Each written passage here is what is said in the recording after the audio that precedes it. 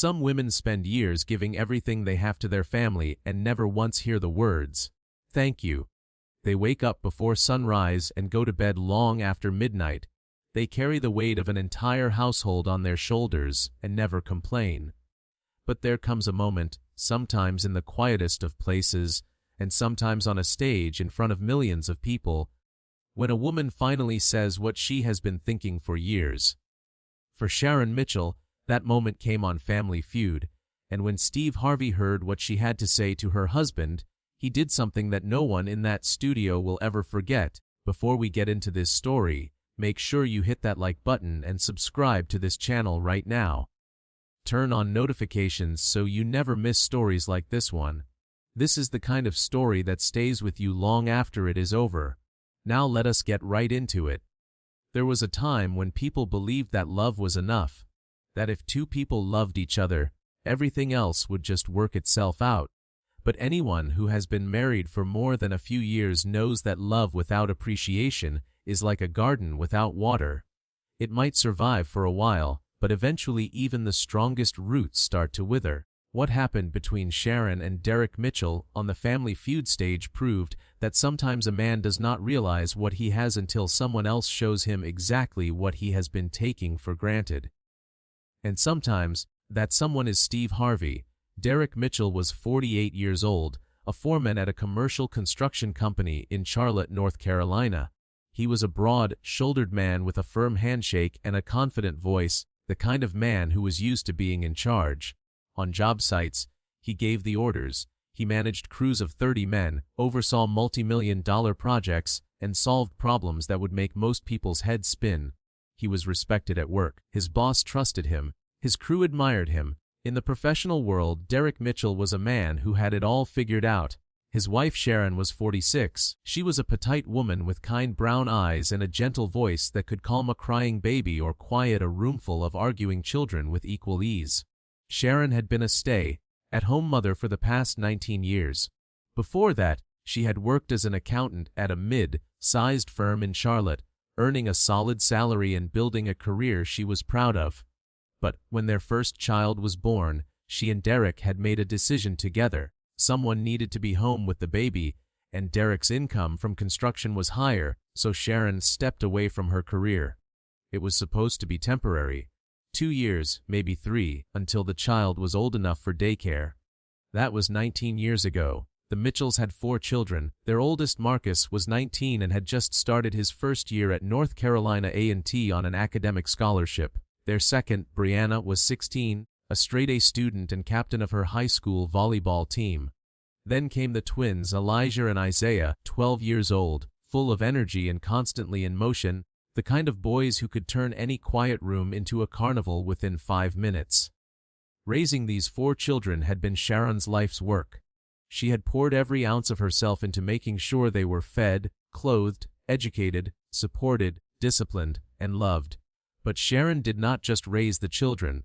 She ran the entire household. She managed the family budget down to the last dollar, stretching Derek's paycheck across mortgage payments, groceries, school supplies, sports fees, medical appointments, car maintenance, and 100 other expenses that appeared out of nowhere every month. She cooked 3 meals a day from scratch because it was cheaper than eating out and healthier for the kids. She drove the children to school, to practice, to doctor's appointments, to friends' houses, and to church every Sunday morning. She cleaned the house, did the laundry, mowed the lawn when Derek was working overtime, helped with homework every night at the kitchen table, and stayed up past midnight packing lunches and ironing school uniforms for the next morning. And through all of it, through 19 years of this relentless, invisible, unpaid labor, Derek had never once acknowledged the sheer magnitude of what his wife did every single day, not because he was cruel, not because he was a bad man, but because he had fallen into the trap that so many husbands fall into. He had stopped seeing it. The clean house, the folded clothes, the hot meals, the organized schedules, the happy children, all of it had become so consistent and so reliable that Derek treated it the way most people treat gravity. He assumed it would always be there. He never stopped to wonder what was holding it all up.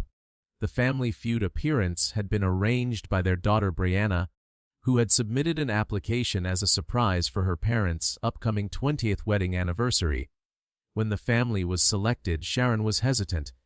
She did not like being the center of attention. Her entire life had been spent working behind the scenes, making sure everyone else shined. But Brianna had been so excited, and the kids had already started practicing with flashcards at the dinner table, so Sharon agreed. She told herself it would be a fun family memory. She had no idea it would become the most important conversation of her marriage. The taping day started early. The Mitchell family arrived at the studio in Atlanta wearing matching navy blue shirts that Sharon had ordered, washed, pressed, and packed into a garment bag along with backup outfits for each family member, just in case. She had also packed snacks for the twins, a phone charger for Brianna, breath mints for Derek, and a small first aid kit because Elijah had a habit of tripping over things at the worst possible moments. Nobody asked her to do any of this. Nobody noticed that she had done it. It was just what Sharon did. They were matched against the Patterson family from Baltimore, a loud, energetic group of 5 who came out swinging with big personalities and even bigger voices. Steve Harvey greeted both families with his usual warmth and humor. He shook Derek's hand and complimented his firm grip. He told Brianna she looked like she could be on a magazine cover. He made the twins laugh by pretending to be scared of how tall they were getting. And when he got to Sharon, he paused for just a moment and said, "And who is the queen holding this whole operation together?" Sharon blushed and said quietly, "I am just the mom." Steve gave her a look that suggested he already knew there was more to the story. "Just the mom," he repeated with a small smile. "We will come back to that." The game moved quickly through the first 2 rounds. The Mitchells won the first round comfortably. Derek was commanding on stage, buzzing in confidently, and calling out answers with the same authority he used on construction sites. When the family got a good answer, Derek pumped his fist and high-fived the kids. When they missed one, he shook his head and moved on like a coach after a bad play. He was in his element, he was performing, and the audience loved him for it. Sharon, meanwhile, stood at the far end of the family lineup. She gave solid answers when it was her turn, nothing flashy but always smart and well-reasoned. She supported every family member's answer with a nod or a quiet word of encouragement. When Elijah gave a silly answer that made the audience laugh, Sharon rubbed his back reassuringly. When Brianna buzzed in and froze for a second, Sharon whispered, "You got this, baby." Just loud enough for the microphones to catch. She was doing what she always did. She was making sure everyone else succeeded while staying invisible herself. The trouble started in the 3rd round. The question was one that Steve read with a grin, knowing it would get a reaction. Name something a wife does for the family that her husband does not appreciate enough. The audience responded with knowing laughter and a few shouts of agreement from women in the crowd. It was a classic Family Feud question, the kind that was designed to be funny and relatable. The Patterson family had the board and managed to get 3 answers before striking out. Now it was the Mitchells' turn to steal. Steve looked down the line of Mitchells. "All right, Mitchell family, you need 1 answer to steal. Huddle up." The family leaned in. Derek immediately took charge. "Say cooking," he said firmly. "That has got to be up there." Brianna shook her head. "Dad, I think it is something bigger than cooking." The twins shrugged. Then Sharon spoke quietly but clearly. "It is everything," she said. "The answer is everything." Derek looked at her and chuckled. "Babe, you cannot say everything. That is not how Family Feud works. You have to pick one thing. Just say cooking." Sharon looked at him for a long moment. Something shifted behind her eyes. A door that had been locked for 19 years cracked open just slightly. "Fine," she said. "Say cooking." Derek stepped to the podium and said, "Cooking." The board buzzed. Wrong answer. The steal failed. The Pattersons got the points. Derek threw his hands up in frustration and walked back to his spot. "Should have gone with cleaning," he muttered. Sharon did not react. She stood perfectly still with her hands folded in front of her. But Steve Harvey noticed something that the cameras would replay hundreds of thousands of times in the coming weeks. The moment Derek dismissed her answer and walked away complaining, a single tear rolled down Sharon's left cheek. She wiped it quickly, hoping no one saw. But Steve saw it, and he was not going to let that moment pass. The game continued into the fourth round, but Steve was watching Sharon now with the focused attention of a man who recognized something deeper happening beneath the surface of a game show. During the next break, while the crew reset the board, Steve walked over to the Mitchell family. He chatted casually for a few moments, asking the kids about school and cracking jokes about the Pattersons' loud buzzer technique. Then he turned to Derek and Sharon. 20 years married, Steve said. That is a real accomplishment in this day and age. Derek, tell me something. What is the best thing about being married to Sharon? Derek smiled confidently. Oh, that is easy. Sharon holds it down at home so I can focus on work. She is a great mother. The best. I could not do what I do without her holding down the fort. He said it proudly, like he was paying her the highest compliment he knew how to give. Steve nodded slowly, then turned to Sharon. And Sharon, what is the best thing about being married to Derek? Sharon opened her mouth, closed it, opened it again. A complicated expression crossed her face, the kind of expression that comes when someone is trying to decide between the polite answer and the honest one. Derek is a good provider, she said carefully. He works hard for us. Steve waited. He could feel there was more. The audience could feel it too. The room got quieter. But, Steve said gently. Sharon shook her head. There is no but. He works hard. Steve took a step closer. His voice dropped to something softer, something private despite the hundreds of people watching. Sharon, I have been doing this a long time. I know what it looks like when someone is carrying something heavy. You do not have to say anything you do not want to say, but if there is something on your heart, this is a safe place to say it. The studio fell silent. The kind of silence that happens when every person in a room instinctively understands that something important is about to happen. Sharon looked at Steve. She looked at Derek. She looked at her children. Then she looked down at her hands, the same hands that had cooked 20,000 meals, folded 50,000 loads of laundry, wiped away 1,000 tears, and held 4 babies through every stage of their lives. He does not appreciate me, Sharon said. Her voice was barely above a whisper, but in the silence of that studio, every single person heard it.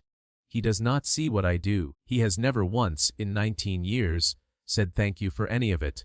Not the meals. Not the house. Not the way I manage every single detail of our lives so that he can walk out the door every morning without worrying about anything. I gave up my career for this family. I gave up my identity. I used to be Sharon Mitchell, CPA. Now I am just the mom, just the one who holds down the fort. She paused, and when she spoke again her voice broke. I love my family more than anything on this earth. But I am a person too. And I need to know that someone sees me. That someone notices. That 19 years of my life mattered to someone other than myself. The audience did not make a sound. Derek stood frozen beside her, his confident posture gone, his face a portrait of a man hearing something devastating for the first time. Brianna had tears running down her cheeks. The twins looked at their mother with wide, confused eyes, too young to fully understand what they were witnessing, but old enough to know that their mother was in pain. Steve Harvey stood perfectly still, letting the moment breathe, letting the weight of Sharon's words settle over the room like the first heavy snow of winter. Steve let the silence hold for a long moment before he spoke. When he did, his voice carried the unmistakable weight of a man who was not performing but communicating something he believed in his bones. He turned to Derek first.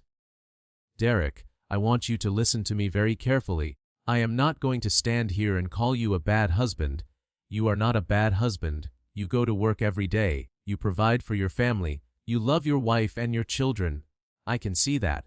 But brother, I need you to understand something that took me a long time to learn in my own life. Providing is not the same as appreciating. Paying the bills is not the same as saying thank you.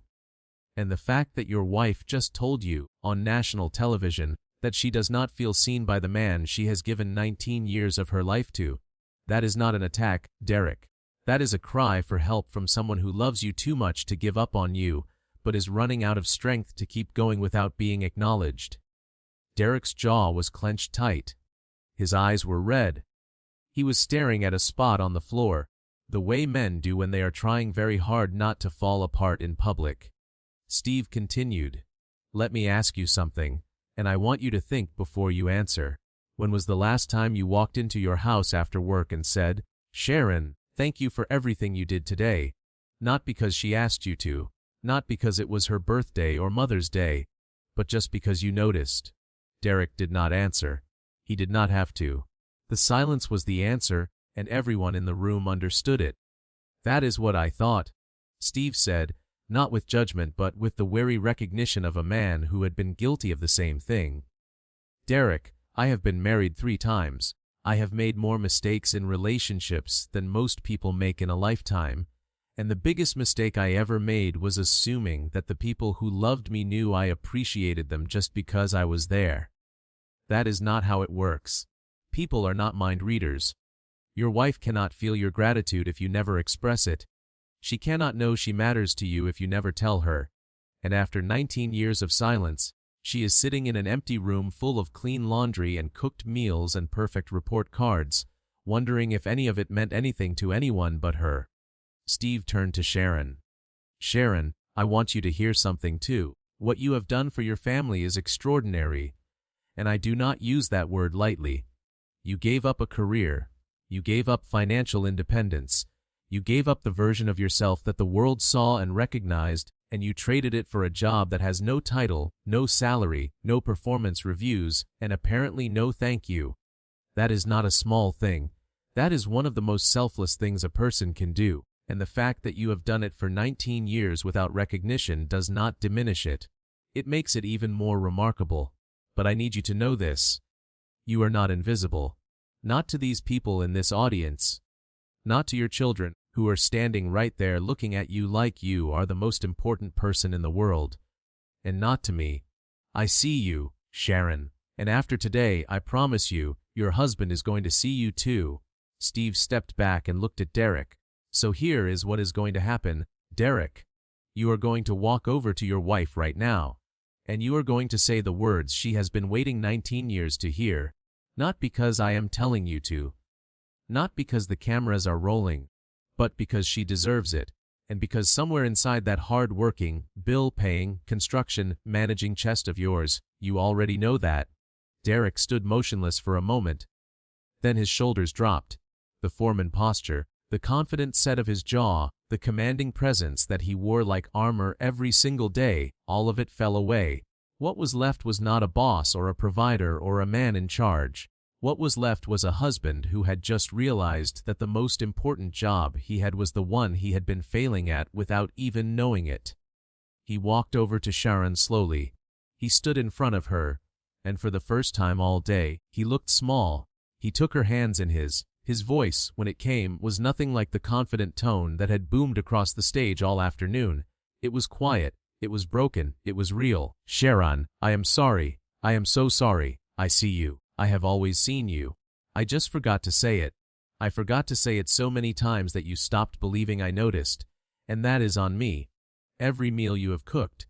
Every shirt you have ironed. Every time you stayed up helping Marcus with his college applications, or driving the twins to their games, or holding everything together when I was working late. I noticed. I just never said it. And I was wrong. You are not just the mom. You are the reason this family exists.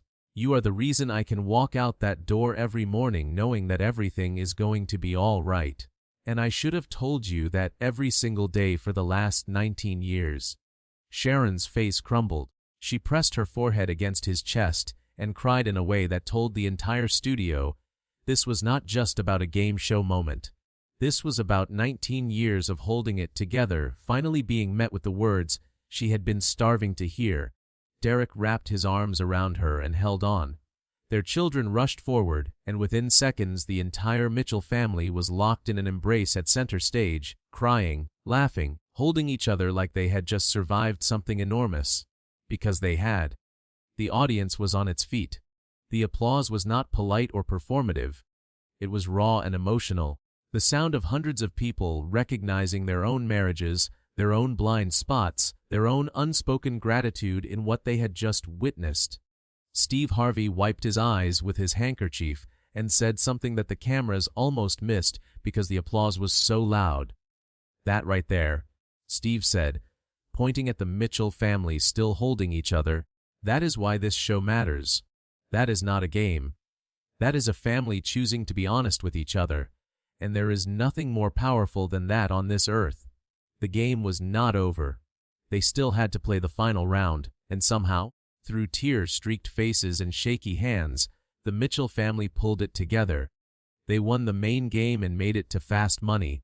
Sharon and Brianna played the final round as a mother-daughter team. Brianna went first and scored 138 points. When Sharon stepped up to the podium, Steve gave her a warm smile and said, "This is your moment, Sharon. Not the mom, not the fort holder. You, Sharon Mitchell." She smiled, a real, full smile that transformed her entire face, and answered all 5 questions with the calm precision of a woman who had been quietly solving problems her whole life. Her answers brought the total to 224 points. The 20,000 was theirs. The celebration was unlike anything the studio had seen that day. Derek lifted Sharon off her feet in a hug that made the audience roar. The twins jumped up and down until a producer nervously eyed the stage. Brianna stood back and watched her parents, crying happy tears, knowing that the Family Feud application she had submitted months ago had given her family something worth far more than prize money. But Steve Harvey had one more thing to say before the cameras wrapped. He called Derek and Sharon back to center stage. "Derek, I want you to make me a promise. Not a game show promise.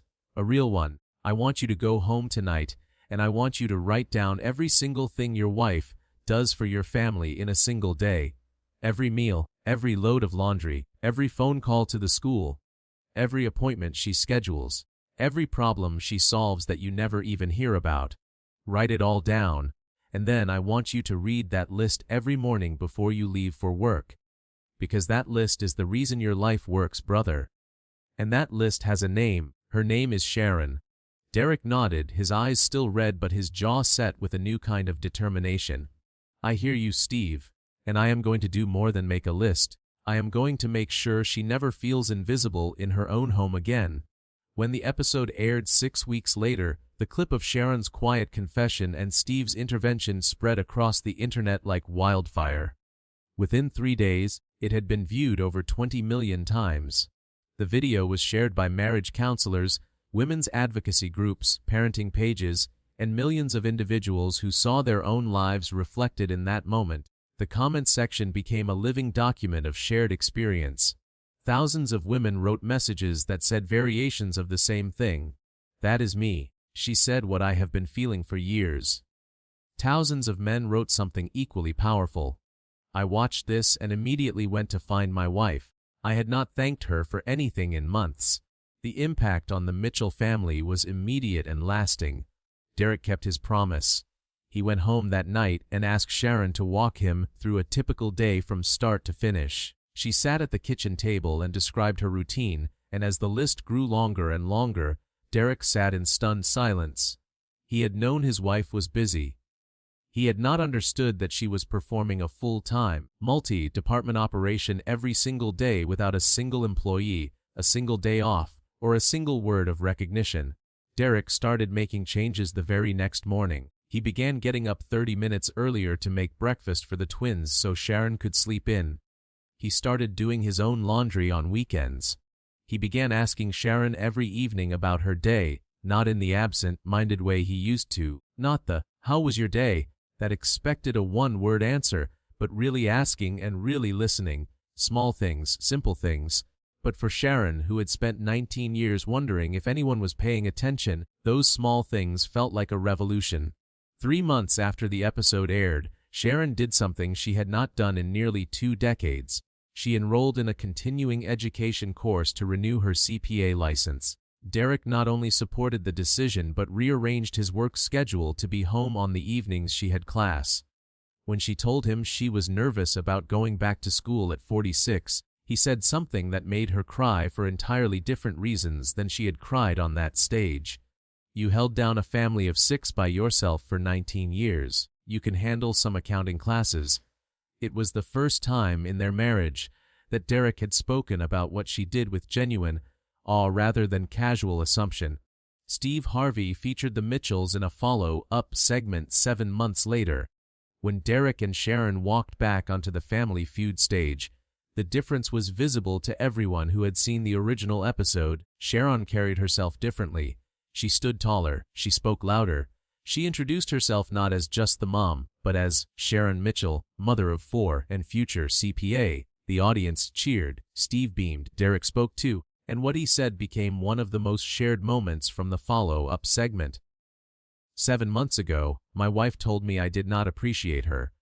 She was right. I was so focused on being the provider that I forgot to be the partner.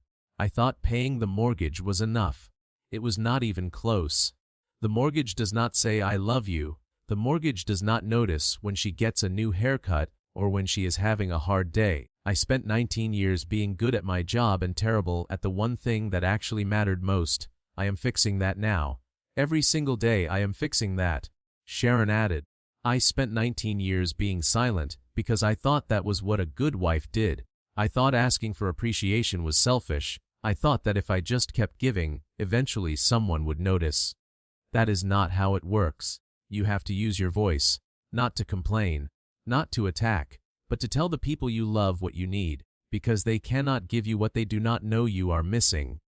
The Mitchell family's story resonated far beyond the world of viral game show clips. Sharon was invited to speak at women's conferences about the invisible labor of motherhood. She talked openly about the years of loneliness, the loss of identity, and the slow erosion of self-worth that comes from doing essential work that nobody acknowledges. Her message was always the same. Your work matters, your sacrifice matters, and you are allowed to say so. Derek began mentoring younger men at his construction company, particularly the ones with young families. He would pull them aside during lunch breaks and tell them his story. Go home tonight and thank your wife for something specific, he would say. Not just thanks for everything. That is lazy. Tell her you noticed that she reorganized the pantry or that she stayed up late helping your kid with a science project. Be specific. That is how she knows you are actually paying attention. Their daughter Brianna, the one who had started it all with a game show application, wrote a college admissions essay about the experience.